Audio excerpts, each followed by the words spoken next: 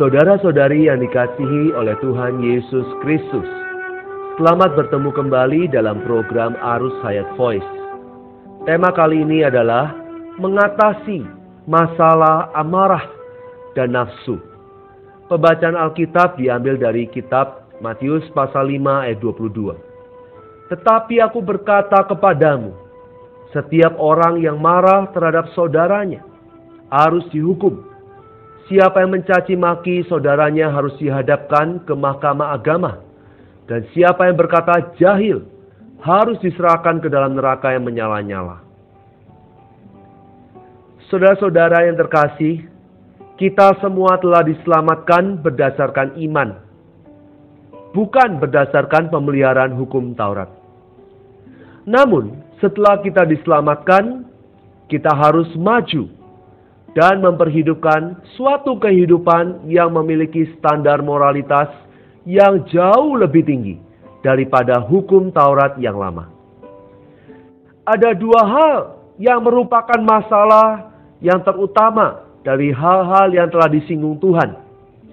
Yang pertama adalah masalah amarah, yang kedua adalah masalah hawa nafsu. Perkara yang paling sulit bagi kita adalah menguasai amarah kita. Beberapa saudara yang kelihatannya sangat lemah lembut, tetapi begitu amarah mereka meledak, amarah mereka membuat mereka seperti kuda liar.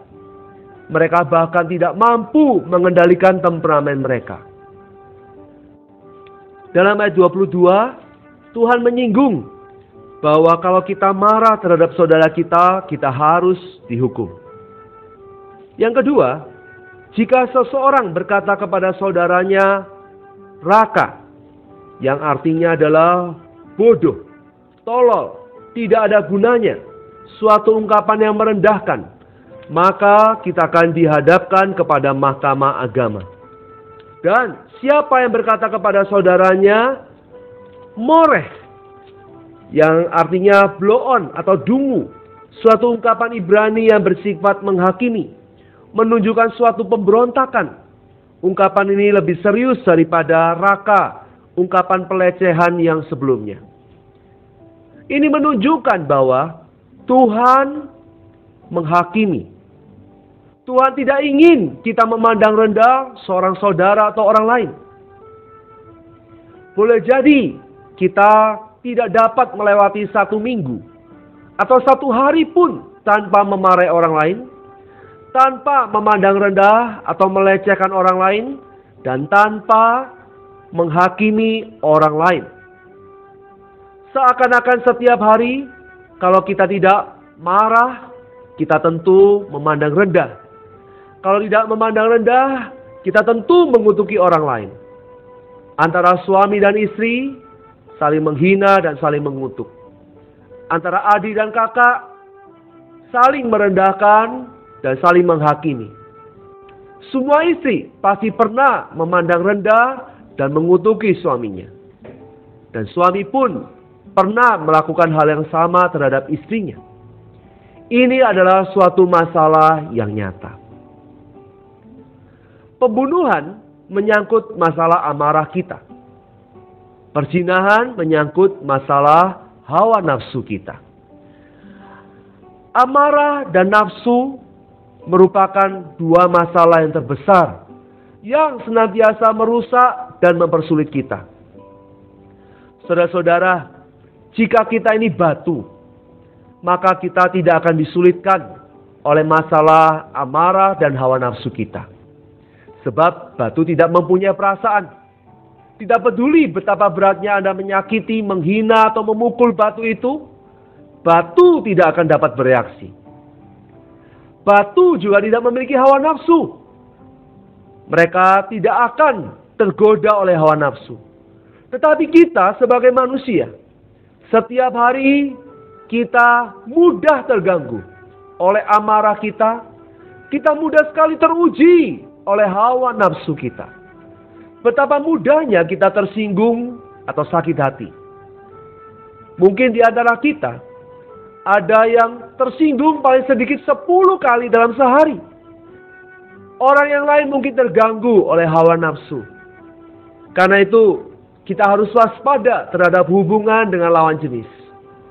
Kita harus menjaga jarak yang tepat supaya kita tidak jatuh ke dalam pencobaan hawa nafsu. Saudara-saudara yang terkasih, untuk dapat memperhidupkan suatu kehidupan, standar kerajaan, standar moral yang lebih tinggi daripada standar hukum Taurat yang lama, kita wajib mengatasi masalah amarah dan hawa nafsu kita. Boleh jadi kita merasa bahwa ini tidak mudah kita lakukan. Benar, ini tidak mudah. Itulah sebabnya kita perlu hayat yang lain. Alangkah perlunya kita tinggal di dalam Kristus. Alangkah perlunya kita menikmati penyertaan Tuhan. Kita harus berkontak, bersekutu dengan Tuhan, bukan hanya hari demi hari, bahkan jam demi jam. Karena masalah temperamen dan hawa nafsu mengintai di dalam kita. Kita perlu senantiasa berada dalam persekutuan yang intim dengan Tuhan. Kita harus menyadari, saudara, bahwa kita bukan kayu atau batu. Kalau kita kayu atau batu, kita tidak akan ada masalah temperamen dan hawa nafsu. Tetapi karena kita adalah seorang yang hidup, kita memiliki dua masalah ini, temperamen dan hawa nafsu di dalam kita. Mari kita berjaga-jaga dan berdoa mengenai dua setan ini, mengenai dua masalah ini, temperamen dan hawa nafsu kita. Setelah mendengar firman ini, saudara, kita mungkin merasa putus asa. Kita tidak bisa menjadi pemenang. Tetapi, saudara, kita seharusnya lebih terdorong untuk menjadi pemenang. Ingatlah, kita memiliki hayat pemenang. Kita memiliki Tuhan Yesus sebagai Sang Raja Surgawi yang tinggal, hidup, dan memerintah di dalam kita. Kita adalah umat kerajaan, dan kita memiliki Raja Surgawi itu di dalam kita. Sang Raja ini menjadi hayat yang rajani, hayat yang menang mengatasi masalah amarah dan hawa nafsu kita. Janganlah kita menengok pada keadaan diri kita yang lemah dan gagal. Kalau Anda demikian, pasti Anda akan kecil hati, Anda akan putus asa. Lupakan diri kita, mari kita memandang kepada Sang Raja Surgawi ini. Mari kita melihat kepada hayat rajani di dalam kita. Hayat inilah yang menjadikan kita umat kerajaan Allah. Lupakan hayat alamiah kita dan ikutilah hayat rajani ini. Maka kita dapat mengatasi masalah amarah dan hawa nafsu yang ada di dalam kita. Bukan demi kekuatan kita sendiri, tetapi oleh Tuhan Sang Raja yang hidup dan memerintah di dalam kita. Mari kita berdoa. Tuhan Yesus, kami memuji-Mu. Engkau adalah Raja penyelamat kami. Tuhan, Kau bukan hanya sanggup menyelamatkan kami dari dosa dan dunia. Tuhan, Kau terlebih sanggup membawa kami mengatasi masalah amarah dan hawa nafsu kami. Terima kasih Tuhan, Engkau hidup di dalam kami sebagai hayat kami. Engkaulah yang memampukan kami untuk menang atas masalah amarah dan hawa nafsu ini. Tuhan, kami rindu senantiasa dapat memperhidupkan hayat yang menang ini. Di dalam nama Tuhan Yesus Kristus, kami berdoa dan mengucap syukur. Amin. Demikianlah firman Tuhan.